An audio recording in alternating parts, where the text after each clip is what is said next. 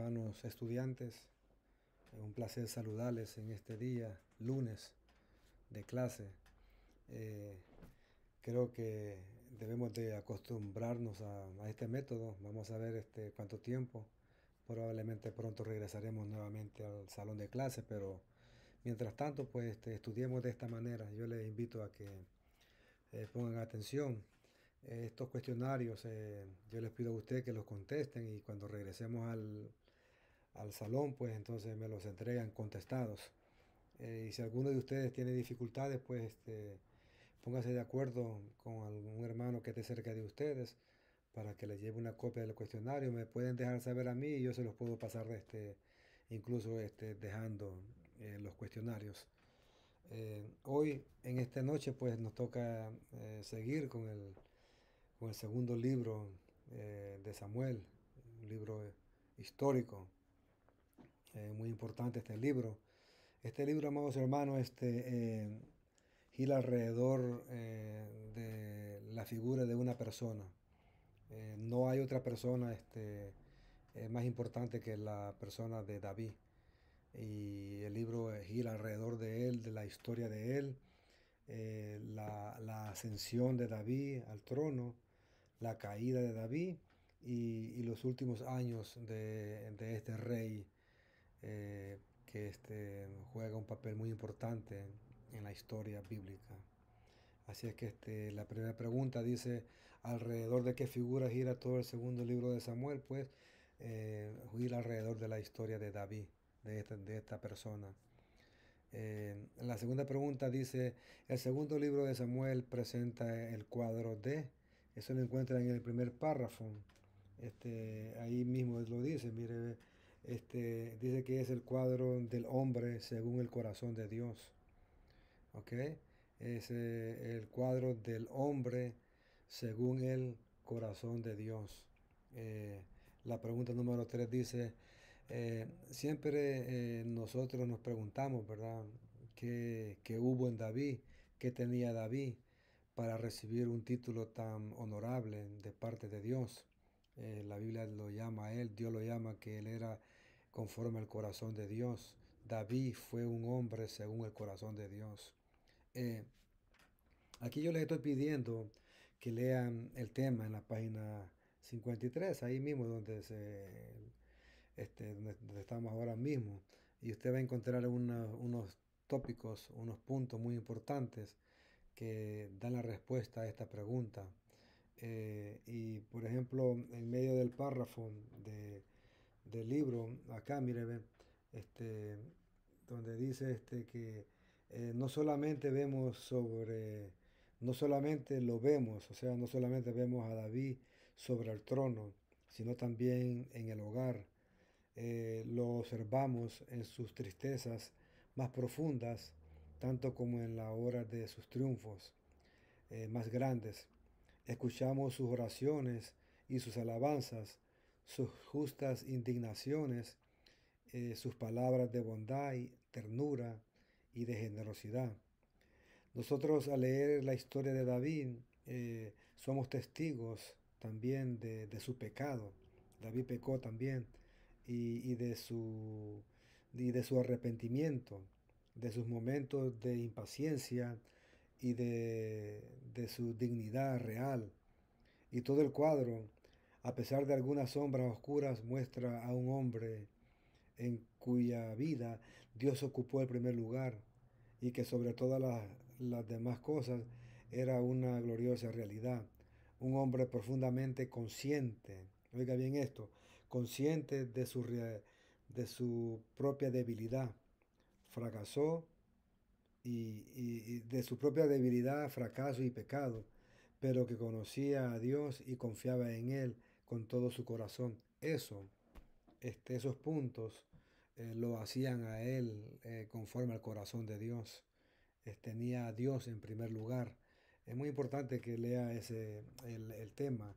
Cuidadosamente vaya y regrese una y otra vez hasta que entienda la síntesis, el propósito del tema. ¿Ok?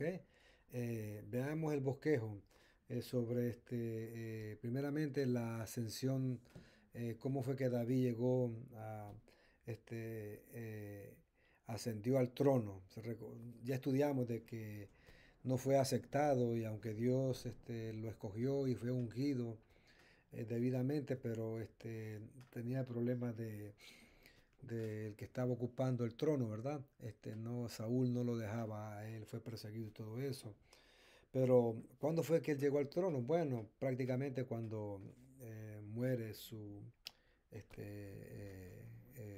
Saúl. Cuando ya muere, pues entonces él llega al trono, ocupa el trono. Él nunca trató de quitar a la fuerza a, a Saúl, que aunque Dios ya lo había desechado, pero él nunca trató de quitarlo a la fuerza. Y veamos una de las historias que nos lleva en la primera pregunta de este bosquejo en la ascensión de David. Dice que la historia nos relata que cuando murió este rey, pues dice que un amalecita, un joven, se infiltró en el campamento de David y le llevó la noticia a David. La historia nos relata que como que él trató usted sabe, de ganar puntos con David. Y le llevó la noticia creyendo que David se iba a alegrar.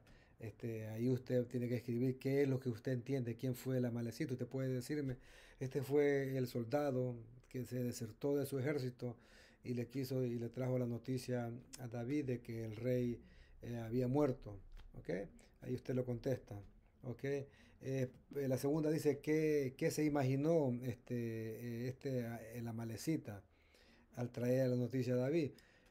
Bueno, usted deduzca, lea la historia, probablemente que él se imaginó de que David lo iba a hacer a él un general, un coronel, un soldado del ejército de él, pero David era conforme al corazón de Dios y David no practicaba la injusticia ni tampoco se gozaba del sufrimiento de los otros.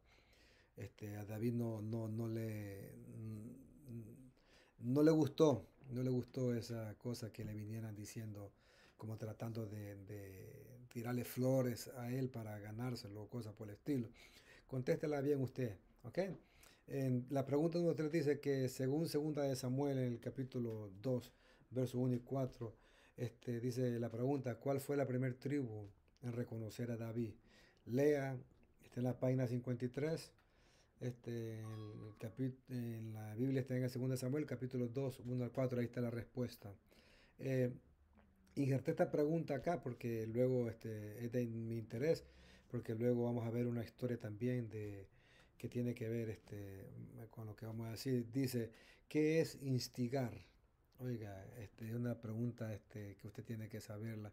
Instigar, porque viene una de las preguntas, la número 6. Si usted va al número 6 dice, ¿cuál es el nombre del personaje que instigó a la guerra entre Judá y las 11 tribus?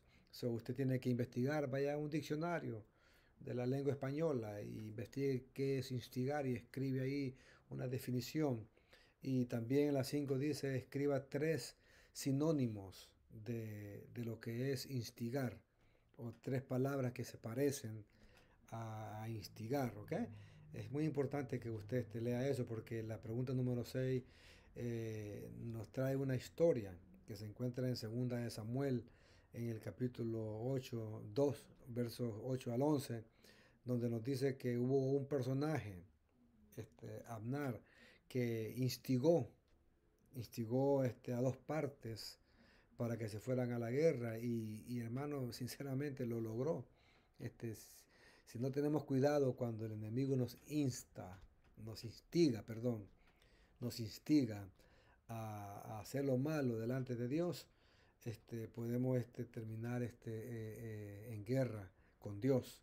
Así que este personaje, lea la historia en 2 de Samuel capítulo 2, versos 8 al 11, y usted va a ver el nombre de esta persona que él, estuvo instigando, estuvo allá en un país por allá, dicen que lo estuvo alborotando, enganchando, usted agréguele sus palabras conforme usted cree usted que es lo que es, ¿ok?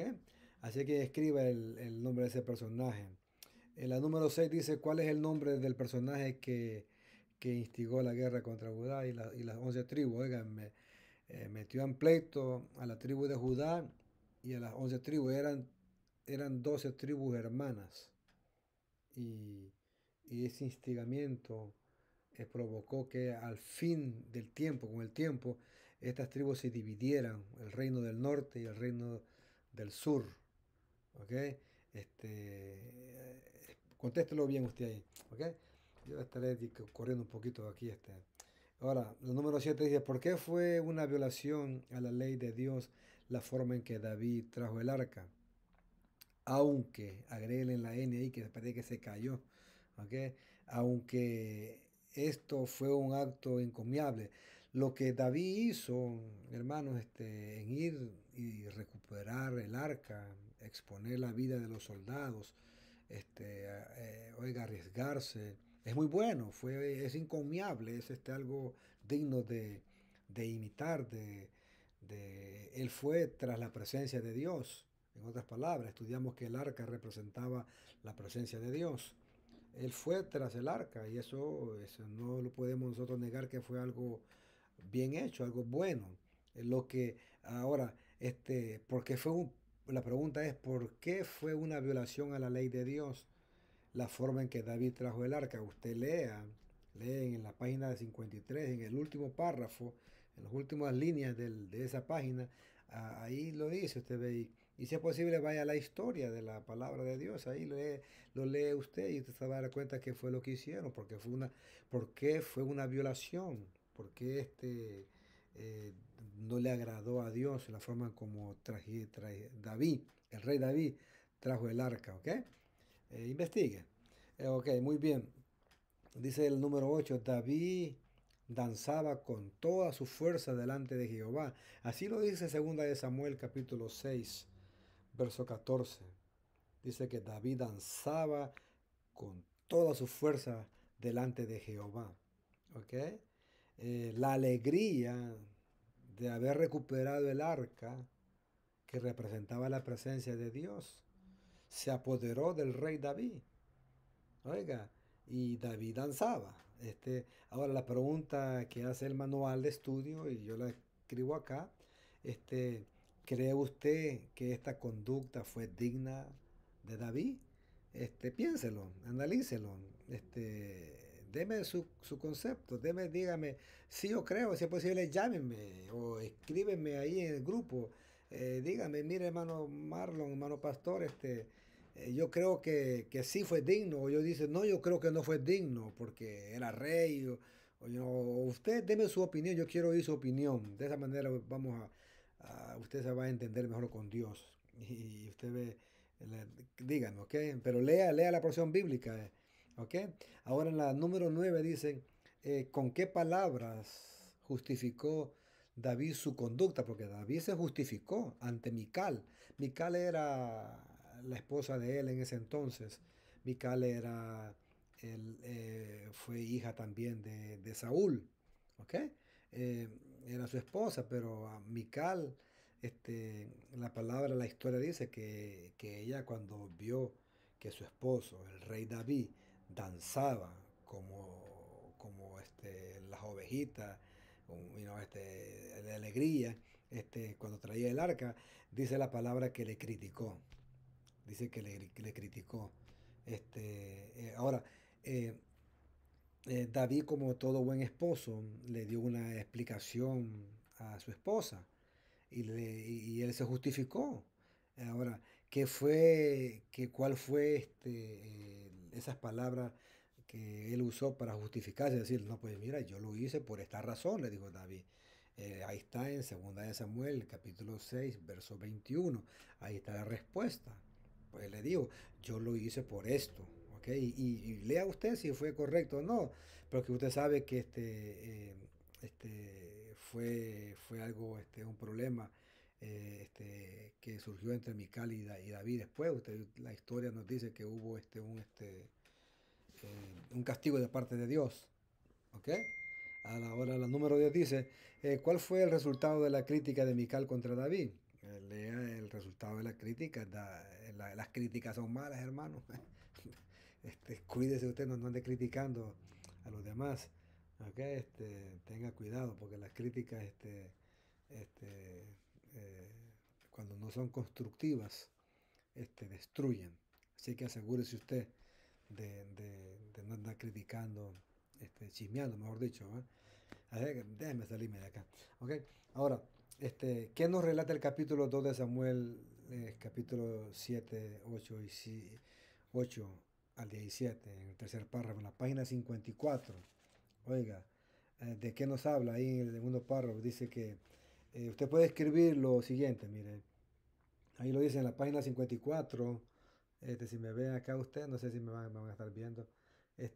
Capítulo 7 dice que relata que Dios hizo un pacto con David, por medio del cual le promete a él y a sus descendientes el trono y el reino para siempre.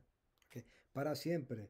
Y si usted quiere leer lo que dijo el doctor Scofield, ¿ok? Es muy bueno el comentario que él hace, porque ahí describe él el pacto que hizo Dios con David. Dios es un Dios de pacto. Y Dios pactó con David. Y cuando Dios pacta, hay dos tipos de pactos de parte de Dios, ¿ok? Que Dios usó en la Biblia. Están los pactos que son condicionales, o sea, que están sujetos a que si el hombre los cumple o no los cumple.